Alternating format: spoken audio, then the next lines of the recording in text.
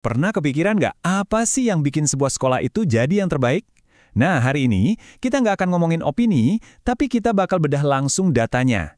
Kita akan bongkar sama-sama peringkat resmi sekolah-sekolah paling top di Sulawesi Barat, khusus berdasarkan prestasi siswanya. Yuk kita mulai! Biasanya kan kita mikir mungkin karena fasilitasnya mewah atau guru-gurunya yang paling hebat, bisa jadi. Tapi untuk bahasan kita kali ini, kita mau pakai satu tolok ukur yang jelas banget dan bisa dihitung, yaitu prestasi siswa. Coba kita lihat, data ini bisa ngasih tahu kita apa aja. Oke, sebelum kita loncat ke daftar peringkatnya, penting banget nih kita tahu sumber datanya dari mana. Biar jelas, ini tuh bukan daftar abal-abal ya. Ini data resmi dari Puspresnas atau Pusat Prestasi Nasional yang ada di bawah naungan Kementerian Pendidikan. Jadi bisa dibilang informasinya ini valid banget dan bisa kita percaya. Nah, pertanyaannya, gimana cara ngukur prestasinya?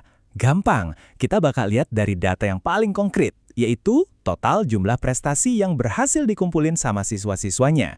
Ini mencakup semuanya loh, dari lomba sains, olimpiade, sampai festival seni. Jadi, ini cara kita buat ngintip sekolah mana yang paling getol membina bakat murid-muridnya.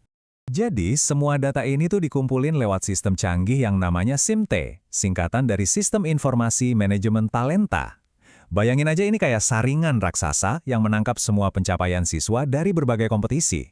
Nah, peringkat sekolahnya itu murni dihitung dari berapa banyak prestasi yang nyangkut di saringan ini. Simpel kan? Dari sini kita bisa lihat sekolah mana yang paling konsisten mencetak juara. Oke, dan sekarang saat yang paling kita tunggu-tunggu nih. Kita bakal lihat sekolah-sekolah mana aja yang sukses nangkring di puncak daftar seprovinsi Sulawesi Barat. Udah siap? Dan inilah dia daftar resmi 10 SMA terbaik di Sulawesi Barat. Coba deh perhatikan sebaran nama-namanya, ada dari Polewali, Mamasa, sampai Majene. Ini ibaratnya kita lihat pemandangan dari helikopter dulu ya, sebelum kita terjun dan lihat lebih dekat 3 posisi teratas. Di posisi pertama, yang jadi jawarannya ada SMA 1 Polewali. Wow, dengan total 188 prestasi.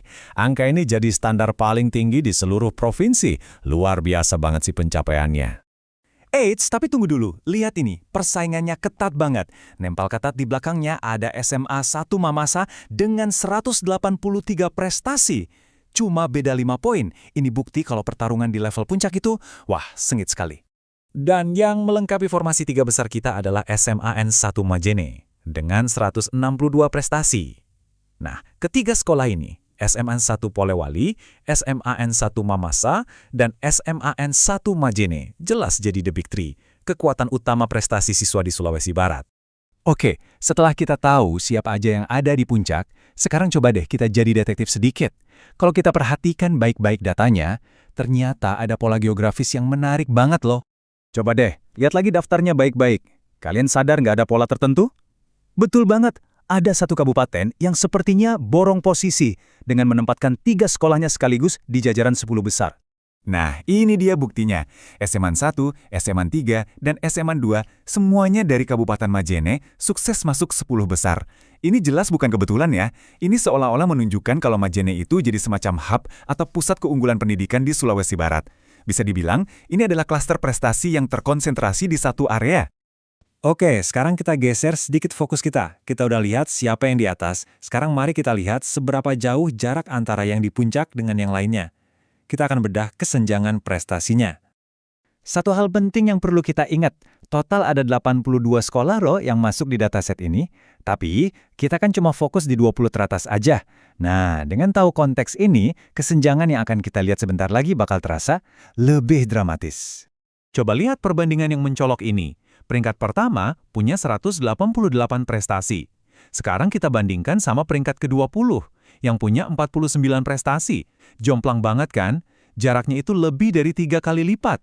Ini gambaran yang sangat nyata soal gap prestasi yang ada.